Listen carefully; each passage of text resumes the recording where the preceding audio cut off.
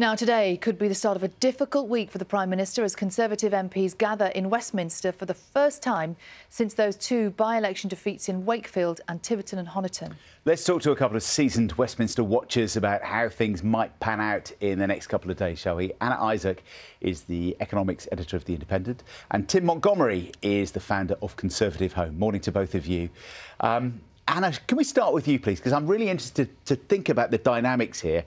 MPs back in Westminster, in the corridors, chatting, gossiping, catching up. The Prime Minister in Germany, having just got back from Rwanda. What difference does that make, his distance? Yeah, it's very difficult when you're seen to you're desperately trying to address the foreign policy agenda, but every question you get from a journalist is likely to steer you back to troubles at home.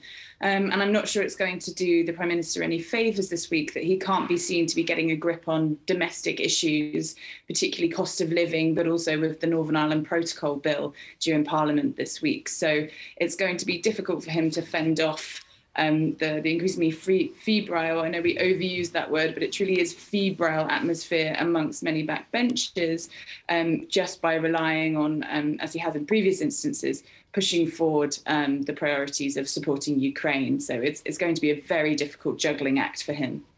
And Tim, we've seen, haven't we already, those pictures of Boris Johnson at the G7 summit. It's interesting, isn't it? We see all the world leaders together, posing together for a picture. The body language is fascinating, obviously all trying to look in control and powerful. How important is it that the Prime Minister can generate some positive headlines from the G7? Well, I'm a big critic of Boris Johnson and happy to make those criticisms again today, Sally. But actually on Ukraine, I think Britain really has been a world leader. The British Defence Secretary is the real hero of this. He read Putin's speeches very early on, and he convinced the Prime Minister that actually he was going to invade Ukraine.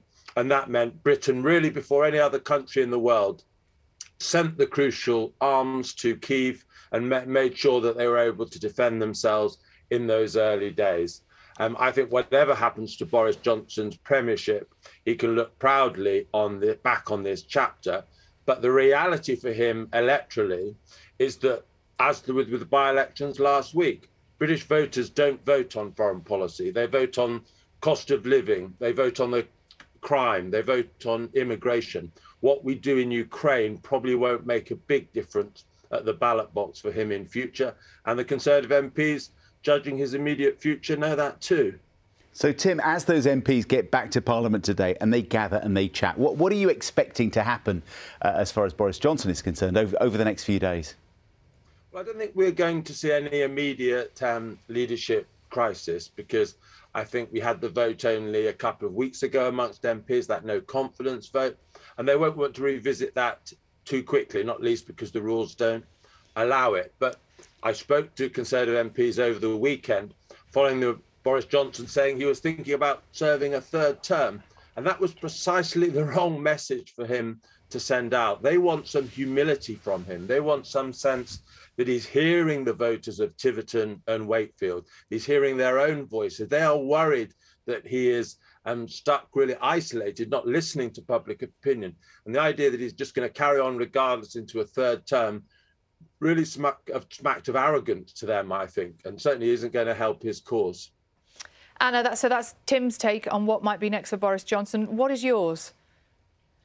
Well, I think Tim's right in many ways that the third term line went down very poorly. But it's also that people feel that he isn't realising the gravity of the challenges we face on the domestic front and the concerns that a long summer of industrial action across a range of sectors is going to make people feel very uncomfortable about their future economic security. We know that the barristers are likely to go on strike this week.